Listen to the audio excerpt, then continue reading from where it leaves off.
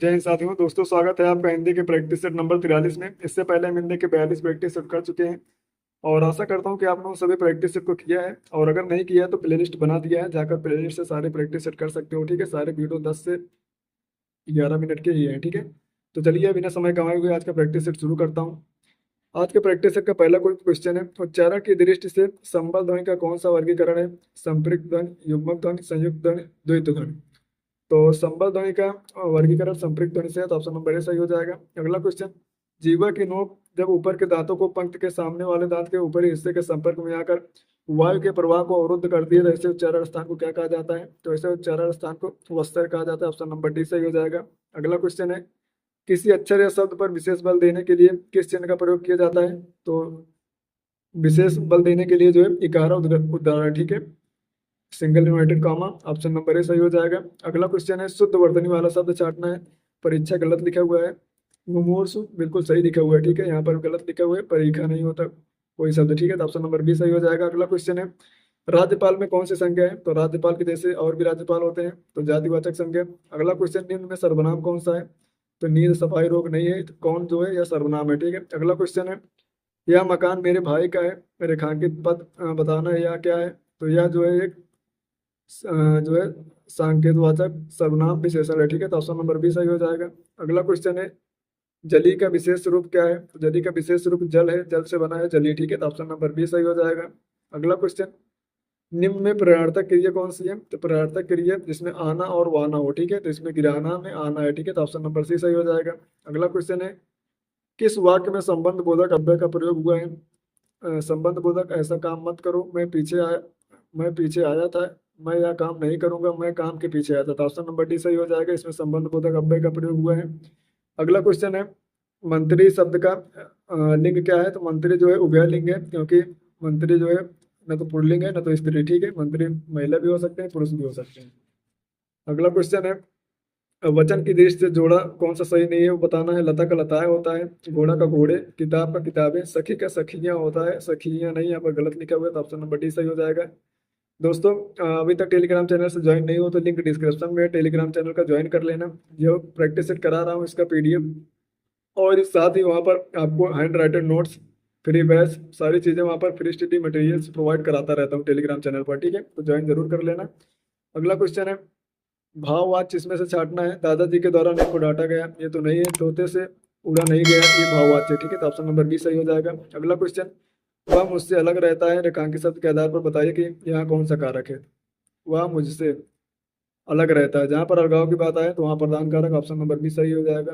अगला क्वेश्चन, निम्नलिखित में से कौन सा शब्द तत्सम नहीं है? कपाट, कीटक, ऊंची, कुंभकार।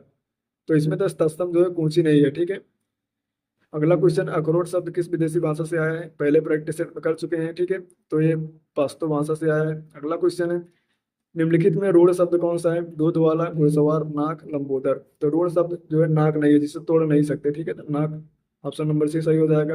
अगला क्वेश्चन है, यदि इस रोग को आरंभ में ही काबू न किया गया तो यह बाद में क्या संक्रामक हो सकता है? ठीक है, रोग जो है संक्रामक होता है, ऑप्शन नंबर ए सही हो जाएगा। अगला क्वेश्चन, निम्न में से ई प्रत्यय से निर्मित शब्द कौन सा नहीं है? तो मंडली में ई है, टोकरी में ई है, नाली में ई है, नगरी में ई नहीं है, जिसमें ई है। ठीक है, तो ऑप्शन नंबर बी सही हो जाएगा। अगला क्वेश्चन, जैन मत को मानने वालों में श्वेतांबर बड़ी संख्या में है, रेखांकित शब्द का विलोम बताना है। श्वेतांबर का जो है दिगंबर होता है। ठीक है, तो ऑप्शन नंबर ए सही हो जाएगा। अगला क्वेश्चन है, निम्नलिखित में से कौन सा शब्द जो है मस्तक का पर्यायवाची है? लाल, ललाट, ललिमा, ललाई। तो मस्तक का पर्यायवाची इसमें से कौन सा है? इसका आंसर आपको कमेंट में बताना है। ठीक है, नेक्स्ट क्वेश्चन की तरफ चलते हैं। तो इस तरफ का पेज थोड़ा दिखाई कम दे रहा है। ठीक है, तो मैं सारे विकल्प भी पढ़ूंगा। शब्द युग में यदा कदा के सही अर्थ युग का चयन करना है। यदा का अर्थ होता है जब और कदा का अर्थ होता है कब। ठीक है, तो ऑप्शन नंबर सी सही हो जाएगा। अगला क्वेश्चन है, ऊपर की ओर उछाला हुआ के लिए एक शब्द क्या होगा? तो ऊपर के लिए उछाला हुआ शब्द जो है उसके लिए हो जाएगा उच्छिप्त। ठीक है, ऑप्शन नंबर यहाँ पर बी सही हो जाएगा। अगला क्वेश्चन है, धातु उष्मा में प्रयुक्त संधि कौन सी है? धातु प्लस उष्मा, तो ये जो है दीर्घ संधि हो जाएगा, ऑप्शन नंबर सी सही हो जाएगा। अगला क्वेश्चन, कला प्रवीण में कौन सा समास है? बहुब्रीहि, तत्पुरुष, द्वंद्व, अव्ययीभाव। तो कला में जो प्रवीण है वो तत्पुरुष समास हो जाएगा। ठीक है, तो ऑप्शन नंबर यहाँ पर बी सही हो जाएगा। अगला क्वेश्चन है, निम्नलिखित में से शुद्ध वाक्य का चयन करना है। गंदा पानी उबाल कर पिए, बिल्कुल सही लिखा है। पड़ोसी ने मुझे स्वतंत्रता दिवस की बधाई दिया, ये तो गलत है। यमुना का पानी गंदा और प्रदूषित है, ये भी गलत है। बच्चा लोग क्रिकेट खेलता है, ये भी गलत है, ठीक है। अगला क्वेश्चन है, मिस्र वाक्य पहचानना है। मेरे आते ही वर्षा होने लगी, ये नहीं है। उसके जाने के बाद वर्षा होने लगी। वह घर से निकला और वर्षा होने लगी। ज्यों ही वह घर से निकला वर्षा होने लगी। तो ऑप्शन नंबर डी यहाँ पर बिल्कुल सही है, ठीक है। अगला क्वेश्चन है, निम्नलिखित प्रश्न में चार विकल्पों में से उस विकल्प का चयन करें जो शुद्ध वाक्य का सबसे अच्छा विकल्प है। मुझे केवल चार रोटियां मात्र दीजिए, केवल के साथ मात्र नहीं आएगा। मुझे केवल चार रोटियां दो, मुझे चार रोटियां केवल मात्र दीजिए, ये भी गलत है। मुझे केवल चार रोटियां दीजिए, ठीक है, ये बिल्कुल सही है। ऑप्शन नंबर यहाँ पर डी सही हो जाएगा, ठीक है। नेक्स्ट क्वेश्चन है, किस रस को रसराज कहा जाता है। ये भी प्रैक्टिस सेट पहले में कर चुके हैं, ठीक है। रसराज को जो है सिंगार रस को कहा जाता है। तो ऑप्शन नंबर ए सही हो जाएगा। अगला क्वेश्चन है, किस छंद में 26 मात्राएं होती हैं तथा 14-12 पर यति होती हैं। तो गीतिका में जो है 26 मात्राएं होती हैं, 14-12 पर यति होती है। तो ऑप्शन नंबर सी सही हो जाएगा। अगला क्वेश्चन है, दीप सा मन जल चुका है, इसका अंतिम वाचक शब्द कौन सा है। वाचक शब्द में जो है उपमा अलंकार में जो है वाचक शब्द होता है सा, सरिस, ठीक है, ये सब वाचक शब्द होते हैं। तो सा जो है वाचक शब्द, ऑप्शन नंबर बी सही हो जाएगा। अगला क्वेश्चन की तरफ चलते हैं, दिनों का फेर होना मुहावरे का अर्थ क्या है। दिनों का फेर होना, अजीब हालत होना, बहुत जल्दी जल्दी होना, भाग का चक्कर, दिन काटे न कटना। था दिनों का फेर होना मतलब भाग का चक्कर, ठीक है। तो ऑप्शन नंबर सी सही हो जाएगा। अगला क्वेश्चन है, भोर का तारा कांकी के लेखक कौन है। उपेंद्र नाथ दास, जगदीश चंद्र माथुर, धर्मवीर भारती, मोहन राकेश।